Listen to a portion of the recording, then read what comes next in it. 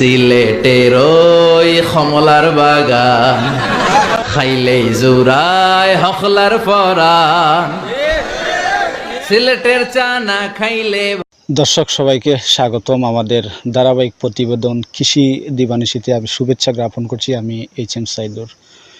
কমলা বাংলাদেশের ঐতিহ্যবাহী মিষ্টান্ন একটি ফল, আর এই ফলের যে একটি বিশাল সমাহার সিলেট অঞ্চলে রয়েছে, এরই ধারাবাহিকতায় আজকে আমরা আছি মৌলভীবাজার জেলার জুড়ি উপজেলার গোয়ালবাড়ি ইউনিয়নের দিলকুশ বাজারের যে রূপাছড়া রয়েছে, লালছড়া রয়েছে মুর্শেদ আলম ভাইয়ের যে বাড়ির আঙ্গিনাতে যে বাগানটি রয়েছে কমলার বাগান, এটি পুরো বাগানটি আপনাদেরকে পরিদর্শন করে দেখাবো। পাশাপাশি এই বাগানের মালিকের সাথে কথা বলবো এবং এই বাগানের কিছু বিষয় আসলে রয়েছে যেগুলো